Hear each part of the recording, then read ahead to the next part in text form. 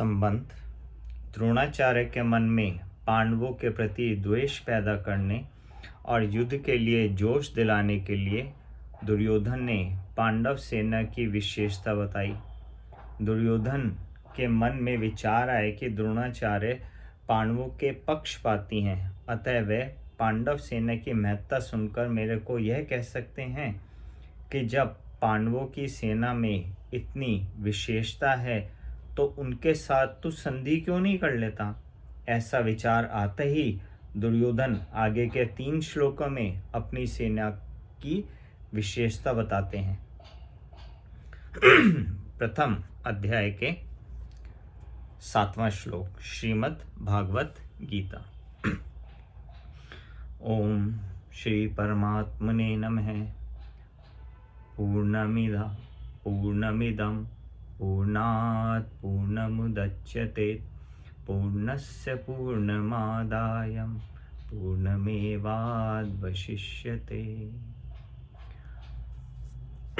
अस्माकं तु विशिष्टाये तानि बोध द्विजोत्तम नायका मम सैन्यस्य संचार्थम तान ब्रवीमिते। हे द्विजोत्तम, हमारे पक्ष में भी जो मुख्य हैं उन पर भी आप ध्यान दीजिए। आपको याद दिलाने के लिए मेरी सेना के जो नायक हैं उनको मैं कहता हूँ। व्याख्या। अस्माकम तो विशिष्टता ये तानि बोध द्विजोत्तम। दुर्योधन द्रोणाचार्य से कहता है कि हे द्विज श्रेष्ठ, जैसे पांडवों की सेना में श्रेष्ठ महारथी हैं, ऐसे ही हमारी सेना भी उनसे कम विशेषता वाली महारथी नहीं है। प्रत्यु उनकी सेना के महारथियों की अपेक्षा ज़्यादा ही विशेषता रखने वाले हैं। उनको भी आप समझ लीजिए।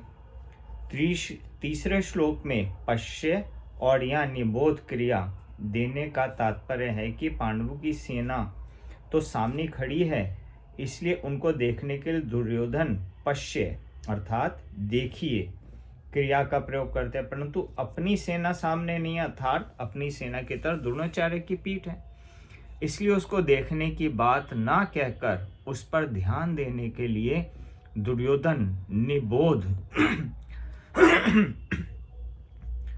वाहिगुरु अर्थात ध्यान दीजिए क्रिया का प्रयोग करते हैं। नायका मम सैन्यस्य संजयार्थम तान ब्रवीमते। मेरी सेना में भी जो विशिष्ट सेनापति हैं, सेना नायक हैं, महारथी हैं, मैं उनके नाम केवल आपको याद दिलाने के लिए, आपकी दृष्टि उधर खींचने के लिए कह रहा हूँ। संजयार्थम पद का तात्पर्य यह है कि हमारे बहुत से सेना नायक हैं, उनके नाम मैं यहाँ तक कहूँ इसलिए मैं उनका केवल संकेत मात्र करता हूँ, क्योंकि आप तो सबको जानते ही हैं। इस श्लोक में दुर्योधन ऐसा भाव प्रतीत होता है हमारा पक्ष किसी भी तरह कमजोर नहीं है, परंतु राजनीति के अनुसार शत्रु पक्ष चाहे जितना ही कमजोर हो और अपना पक्ष चाहे ही सबल हो, ऐसी व्यवस्था में भी शत्रु पक्ष को कमजोर नहीं समझना चाहिए और अपने में उपेक्षा, उदासीन आदि की भावना किंची मात्र भी नहीं आने देनी चाहिए। इसलिए सावधानी के लिए मैंने उनकी सेना की बात कही और अब अपनी सेना की बात कहता हूं।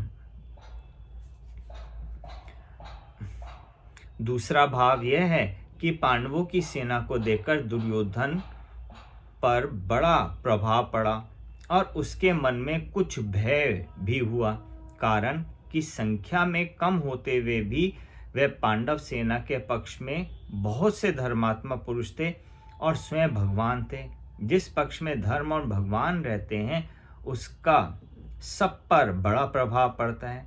पापी से पापी, दुष्ट से दुष्ट व्यक्ति पर भी उसका प्रभाव पड़ता है।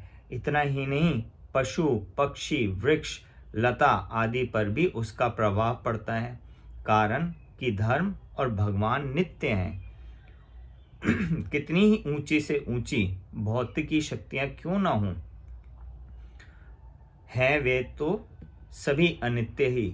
इसलिए दुर्योधन पर पांडव सेना का बड़ा असर पड़ा, परंतु उसके भीतर भौतिक बल का विश्वास मुख्य होने से वह द्रोणाचार्य को विश्वास दिलाने के लिए कहते हैं कि हमारे पक्ष में जितनी विशेषता है उतनी पांडवों की सेना में नहीं है, अतः हम उन पर भी सहज विजय कर सकते हैं। ओम श्री कृष्णार्पणमस्तु।